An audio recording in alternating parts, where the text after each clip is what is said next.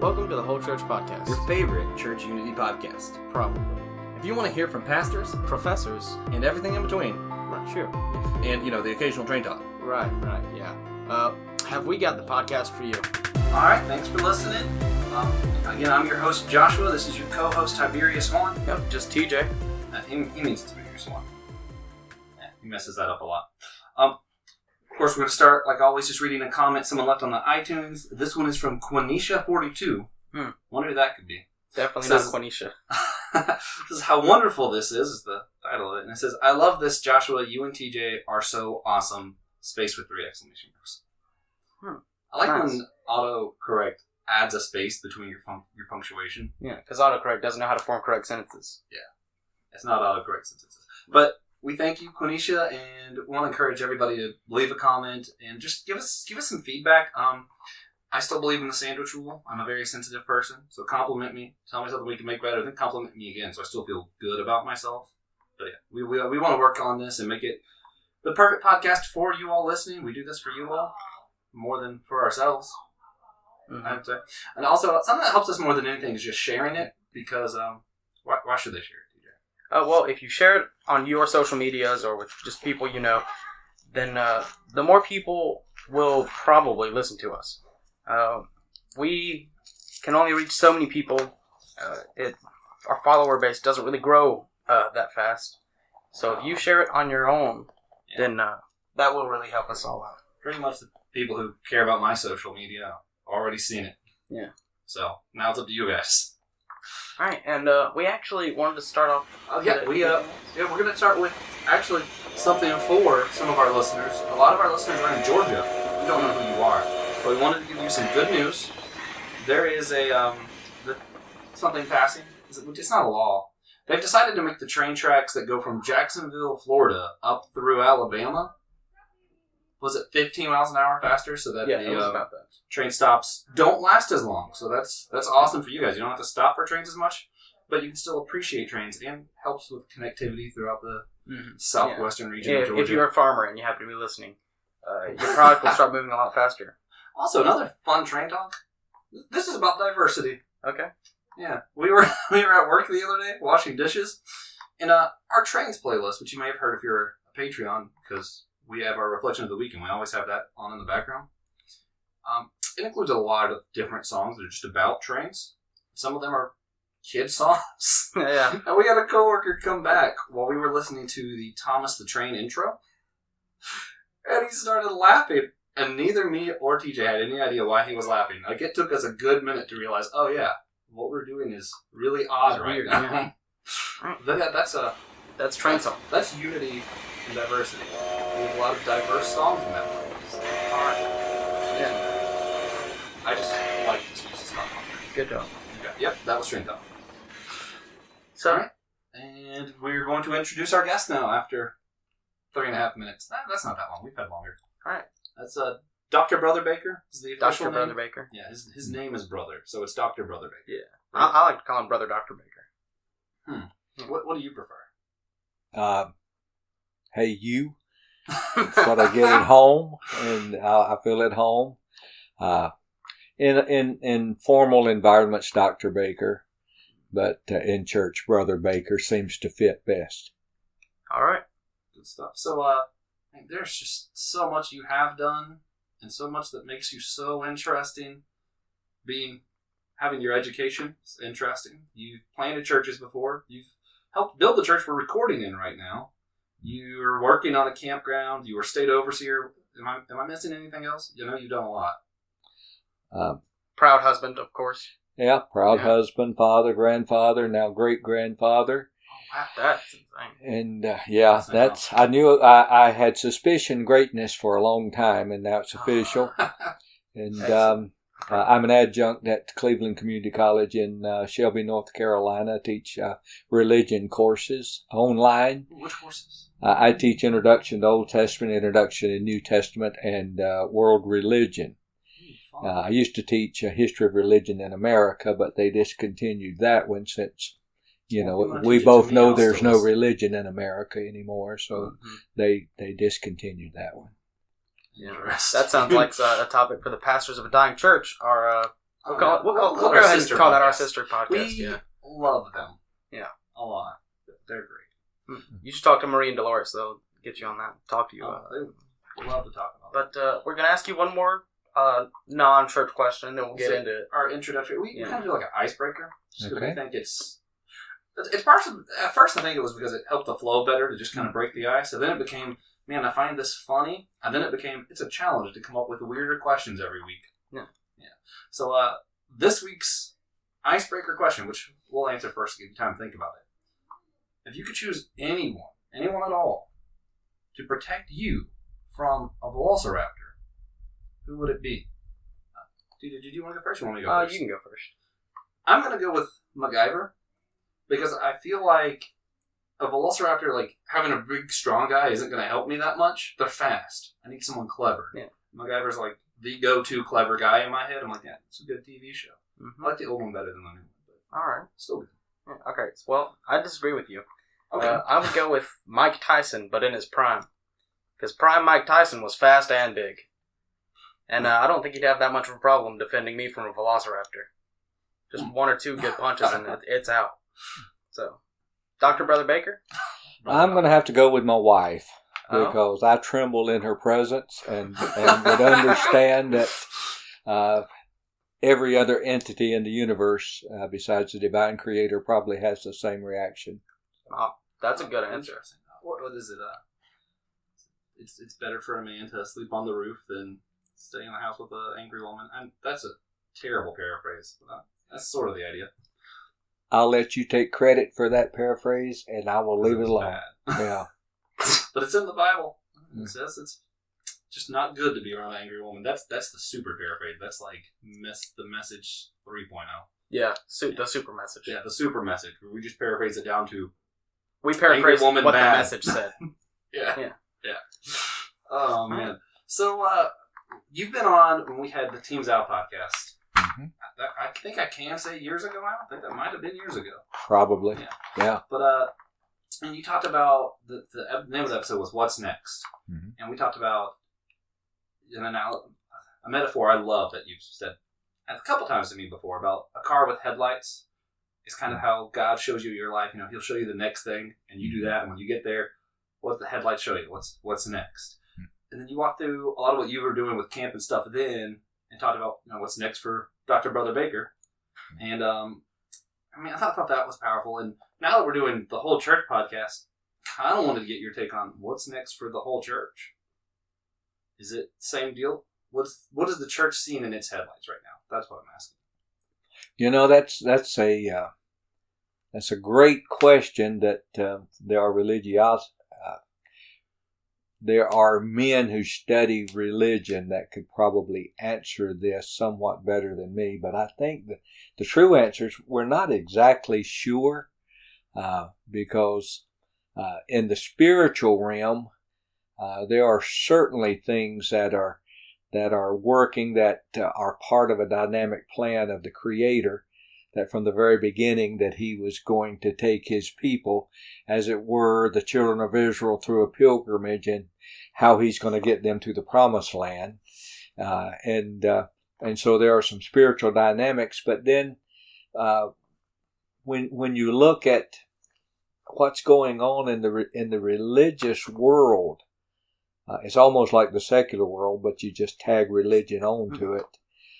It's kind of hard to read those signals right now. Someone asked me today on another program about what's coming up, talked about what's going on in churches as far as worship style and what have you.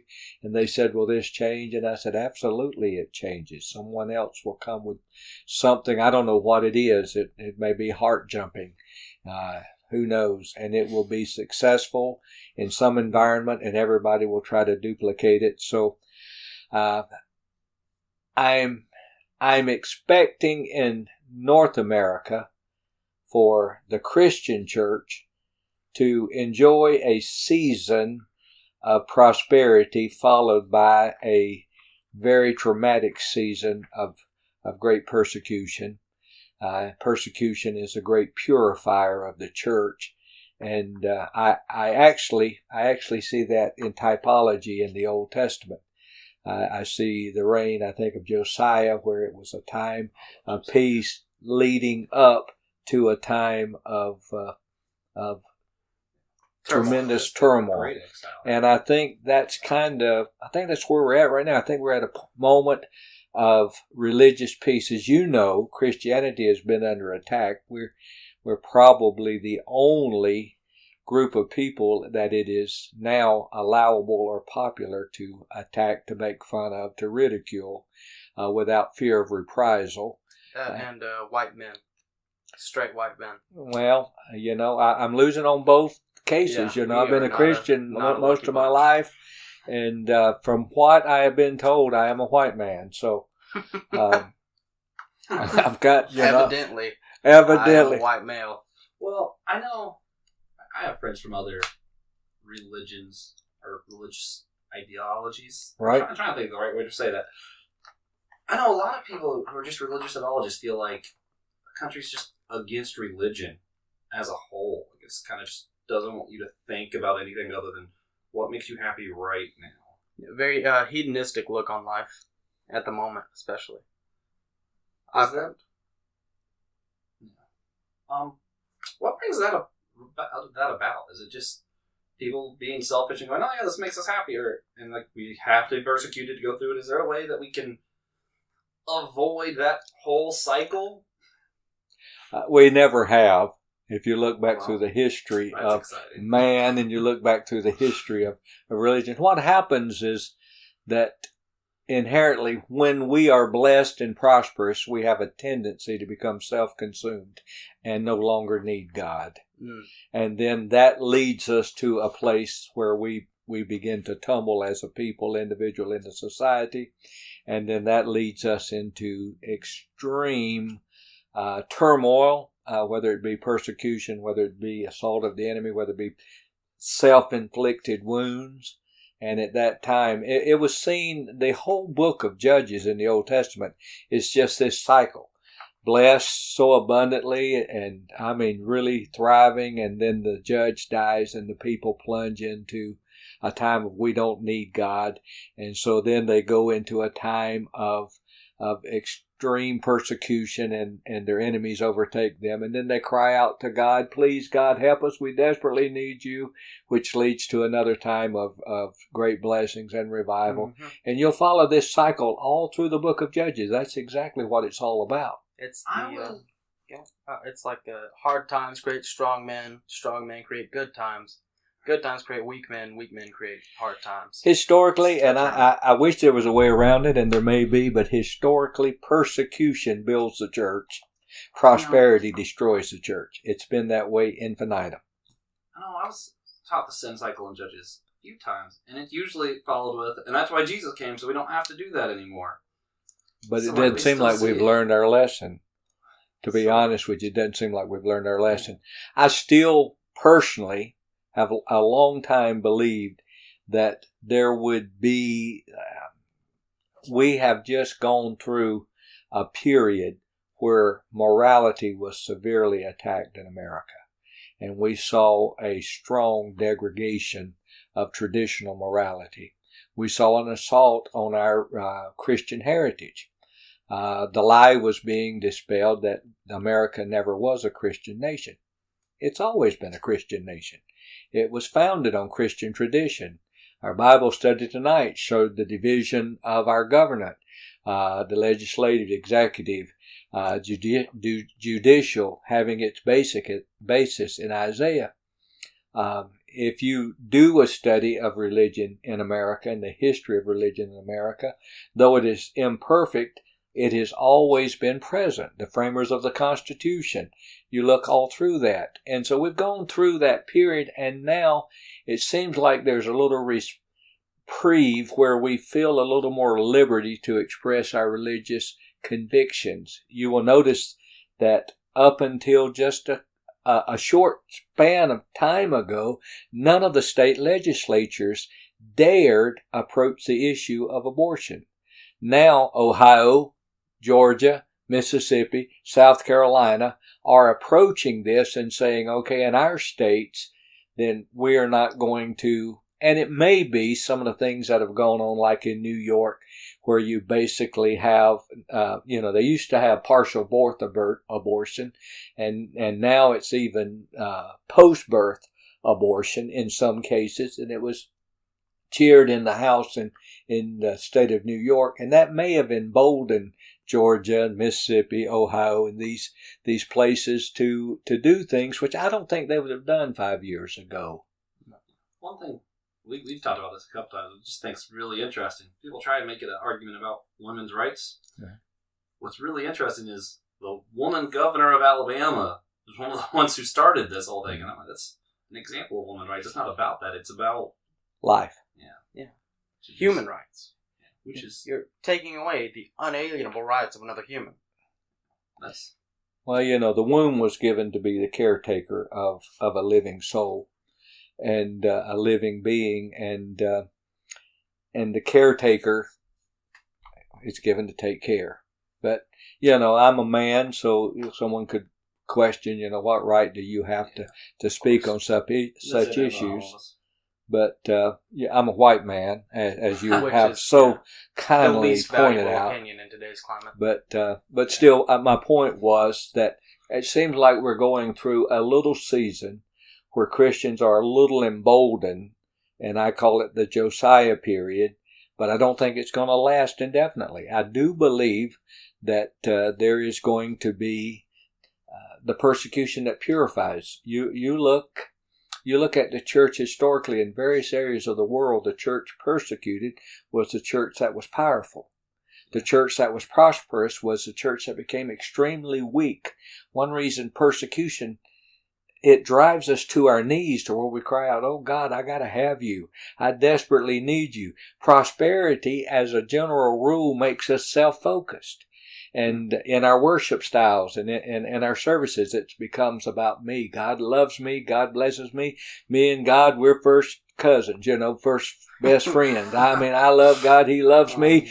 Zippity-doo-dah, zippity-yay. And there's very little spiritual development going on. But persecution is like the fire that burns up the chaff. And we don't like it. And we don't like to think about it. But it's kind of an element that I say we need it. I don't want it. A necessary evil. I don't want it. I don't know if it's even evil. It's just part of that chastening that a loving father does for his children to get them to be better prepared for what's coming. Two follow-up questions to that then. One is maybe it's more simple. Hopefully this is a more simple question. Do you think that we should pray for persecution, though? I don't think you have to. I don't think you have to. I think it's just as natural as sunrise. I think, what did Jesus say to his disciples? Jesus said, the world hates me. So, hey, guess what? They're going to hate you. Yeah, you're right. You might, That makes sense. He never gave an evangelistic invitation that was easy. He gave invitations like, hey, deny yourself, take up your cross. Hey, die, lay yourself on the altar and die. Then you can be my disciples. Then you can come with me. Boy, I've never given that kind of an invitation at an altar call. I said, all right, anybody ready to die? Come to the front, please. Just step forward. Stephen Furtick-isms I actually enjoy. Stephen Furtick-isms. Yeah. Right. Trademark. I'm going to trademark that. I'm trademarking his name. But no. The thing I think I've heard him say that I actually did like, and I question a lot of that stuff, but that's a different podcast. But one thing he said that I really enjoyed is he was comparing the cross to the electric chair. He's like, could you imagine if we did an altar call? And I said, hey, who wants to take up the electric chair and follow after Jesus? And he's like, I don't think a lot of people would raise their hands for that. Yeah, that's, I've never thought about it that way, but it is similar. Yeah, extremely similar. Torture, death device. You're attached to that, you suffer and die. Well, when you understand that whom he did foreknow, he predestined to become conformed to the image of his dear Son, then you have to understand the greatest thing that God wants for you and me as his children is that we would be like Jesus. Now, if that be the truth, and I think it is, then he will hazard everything else in our life. He will hazard our health, our wealth, our popularity, our relationships, if that's what it takes, because his number one goal is that we be conformed to the image of his dear Son, first and foremost. Now, in the modern church, if we're not careful, we've come to different philosophies that what God wants is me happy, or God wants me to be successful, or well, that's all well and good, but his number one goal is that I be conformed to the image of his Son, and everything else falls woefully short of his ambitions for me in comparison to that. That's old man philosophy 101. That's I was just gonna say we've seen that philosophy a lot from Joel Osteen and his wife, and I remember one time his wife even said that worship wasn't for God, it was for us. But that's just that's awful. What's interesting is the flip side of that. John Piper talks a lot about one of God's main goals for us is to be happy, and he has a whole doctrine on it. It's interesting. I'd like to talk about sometime. John Piper, if you want to be on the podcast. Yeah, call John. I like John. There's a lot about really good John stuff that I really like. But you see, happiness and joy, I think, are oftentimes confused. Jesus wants us to have joy. He wants our joy to be full. He wants our joy to be complete. But happiness comes from the root word that actually means happenstance. When things happen in our lives that are positive, then we have this sense of joy. When things exceed our expectations in a positive manner, we feel great joy. Now, if I meet you tomorrow and give you $100 bill, you're happy. Correct. And the next day I meet you, then the next day I meet you and I give you $100 bill, you're still happy. The third day I meet you, you're happy, but it's not quite the same level of happiness because now you become expectant of it. After about 2 weeks, I meet you and I shake your hand. I don't give you $100 bill. You are not happy. You are little disappointed, if not. Tend to be happy, so it doesn't seem like I expected. But you came to expect. And so we kind of take everything God's doing for us. Sunrise this morning, I didn't think twice about it. But he causes his sun to rise on the just, the unjust, just like the rain. And because it happens with such frequency, his blessings I take for granted. And so I can't say I'm really happy because the sun came up this morning, but I'd be very disappointed if it didn't. And so happiness is happenstance. It's things that happen to us according to our expectation. Many marital problems that I dealt with in my years of pastoral experience were based on the fact that people had unrealistic expectations, and when their expectations were not fulfilled, they were very disappointed.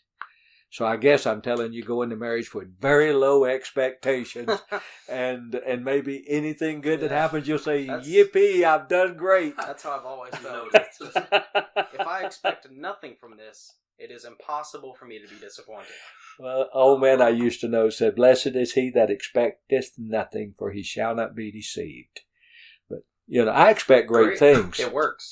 No, honestly, I expect great things. But what I'm saying is, let's be careful, and I think we do it on a lot of levels, confusing happiness with joy.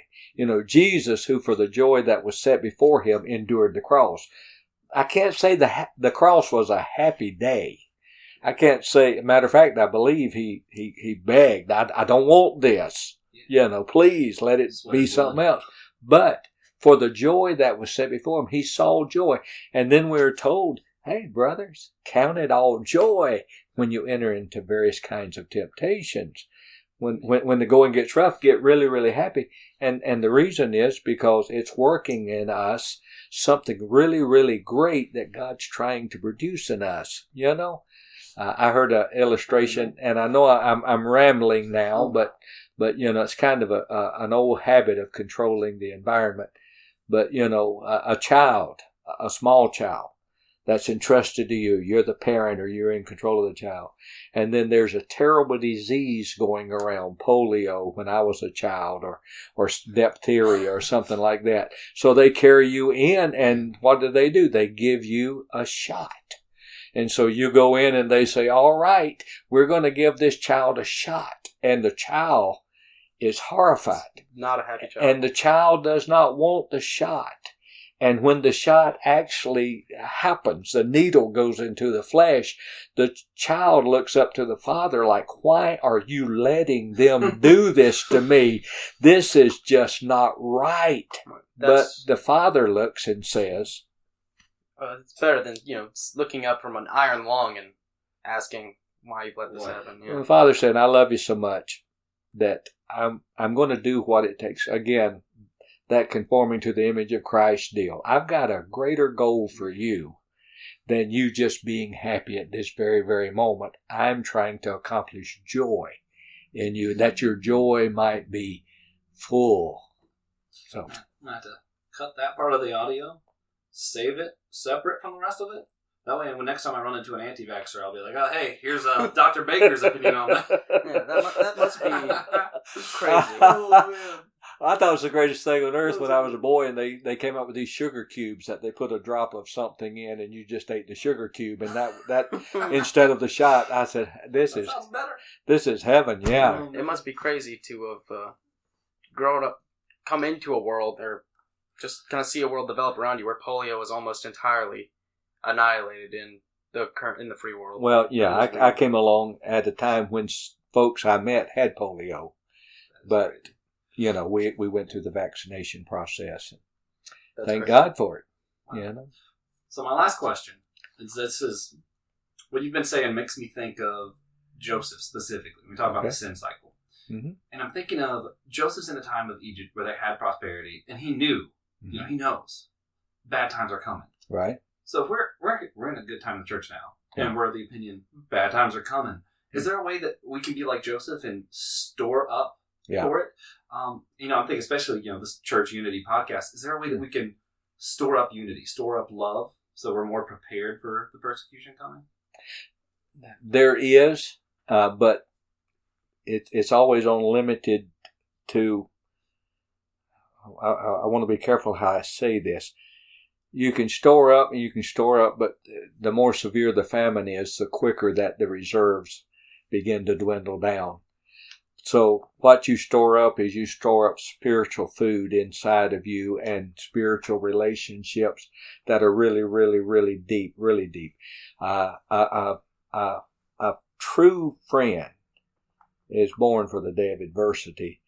And so things sometimes when they get tough really sharpen the friendship. I've got some friends that have gone through some tremendous adversity. I've got a minister friend that false charges were made against him for immorality, and I know it's false. He knows it's false. His family knows it's false, but other people don't know it's false. But you know what?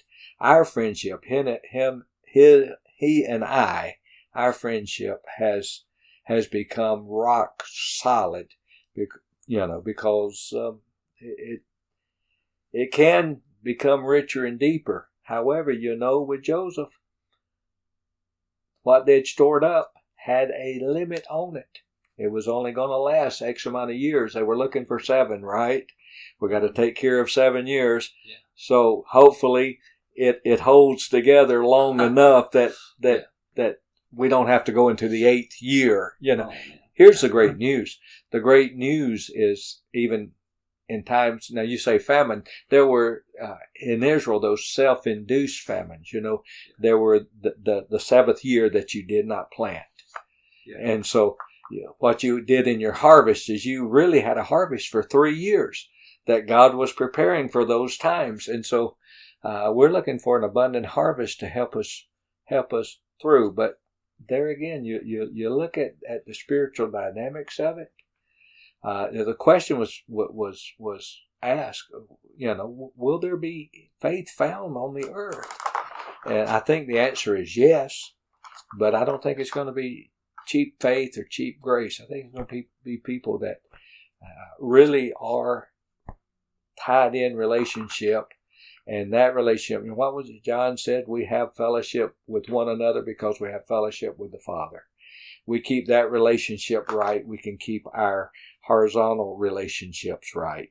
If that relationship grows dim, then our horizontal relationships start falling apart. The unity falls apart.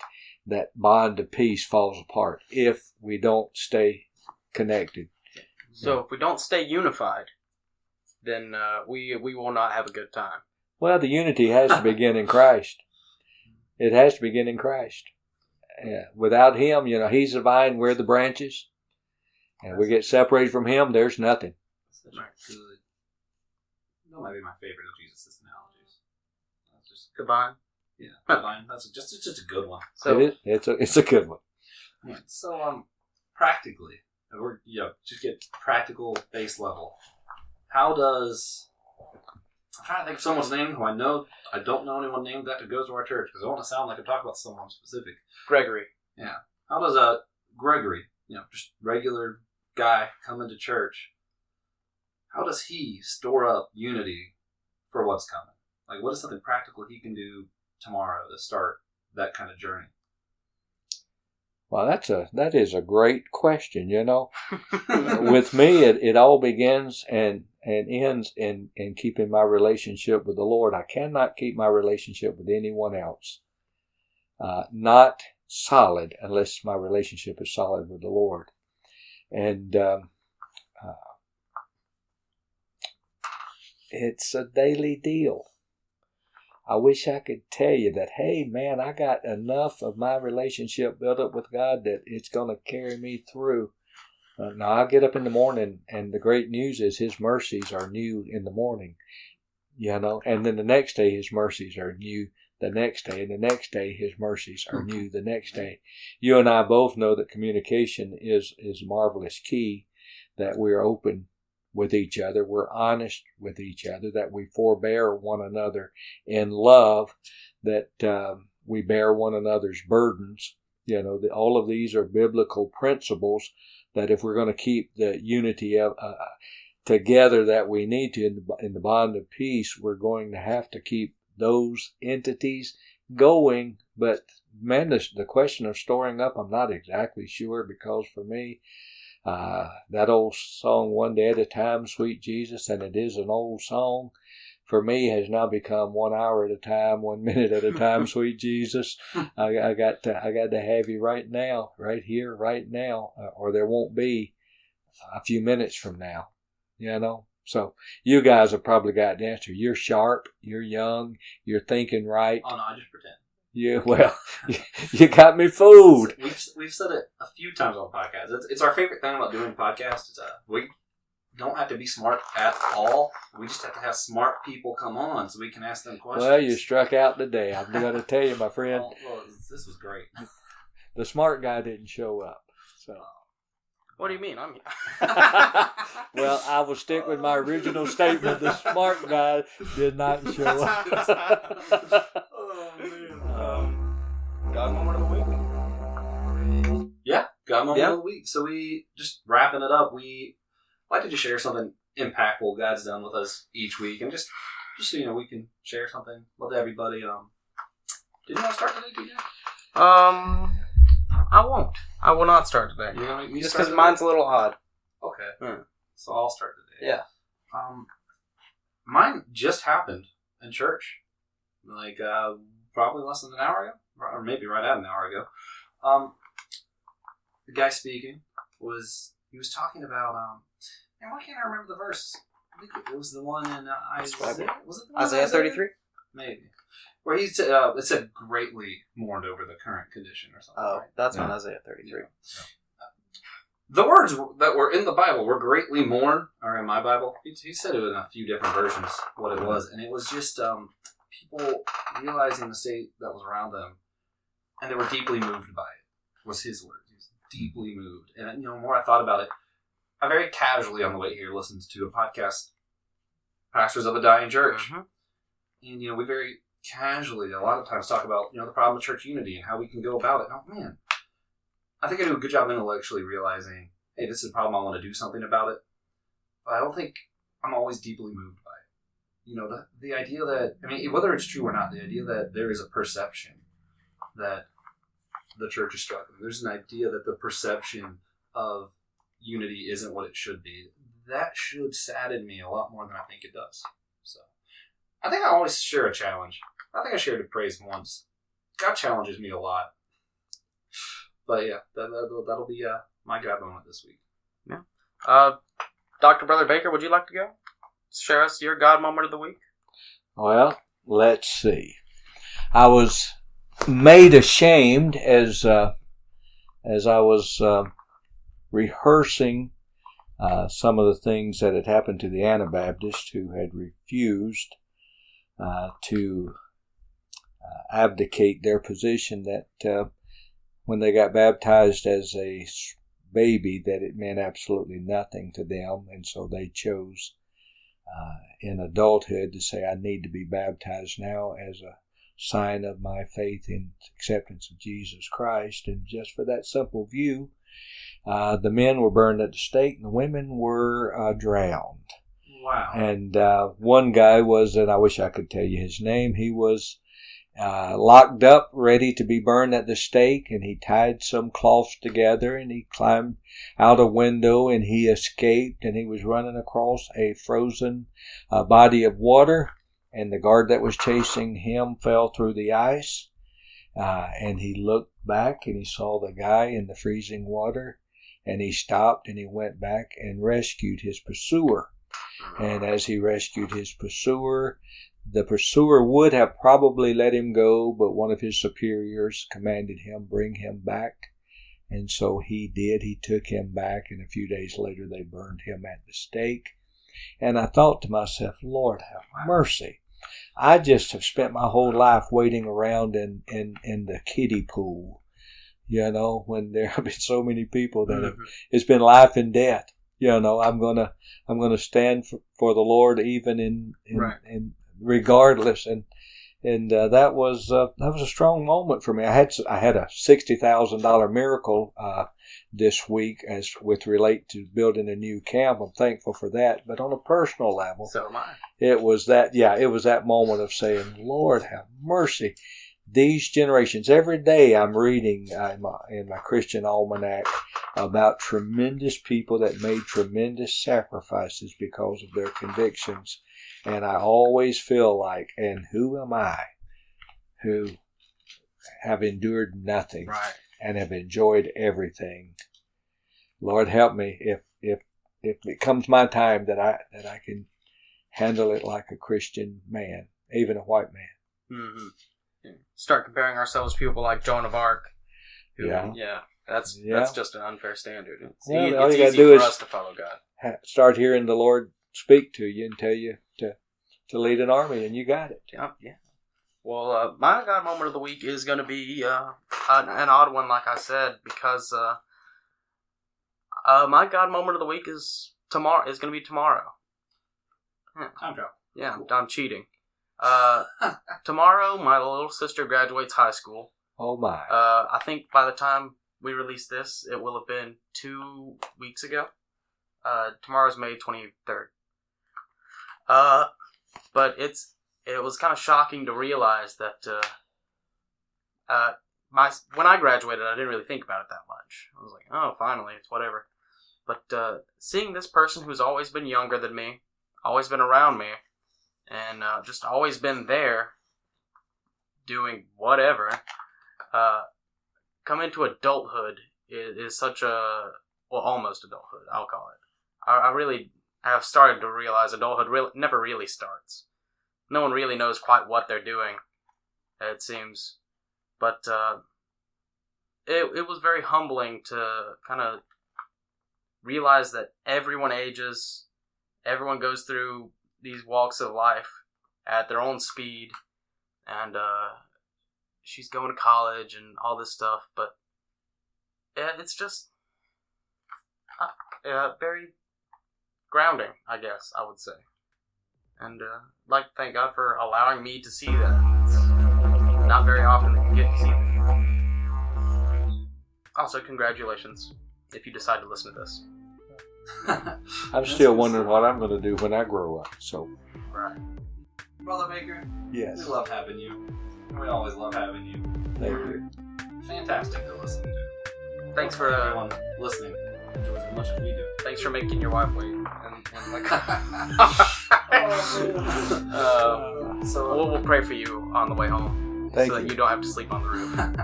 Did you want to start closing us out then? Oh, right. We have an outro. Yeah, we do. So please, if you're not already, follow us on Facebook and Instagram. Patreon. Please support us on Patreon. We have several tiers now. $1 is just for the joy of support. $3 gets all the stuff. $5 we send you personal letters, and $10 makes you twice as good as the $5 people. Yeah, you don't get it. Nothing extra, but Yeah. Also comment on iTunes or Google Play, so just so we can get your feedback. We mentioned that earlier. Email us your God Moment of the Week so we can read it on the podcast. or email us feedback. And our email is thewholechurch@gmail.com. Not the whole church podcast, just thewholechurch@gmail.com. And we have future guests. Right. Where's some future guests? Well, we're gonna track down Paul Smith, and we're gonna get him to actually Dr. sit down Smith will with be us. here one day. Donald Whitney. Don Whitney, Tim Kenny Coulter. Hibbert. Surprise. Kenny Hibbert, Pastor Kenny Hibbert, pastor of Team Church, which is kind of a local church in Matthews. And I think they're starting another branch in Charlotte, so that'll be exciting. And Dr. Wireman, Matthew Wireman from NGU, will be on soon as well. So, exciting stuff. Of course, at the end of season 1, we will have Francis Chan. He just doesn't know it yet. Right. Thanks for listening, guys.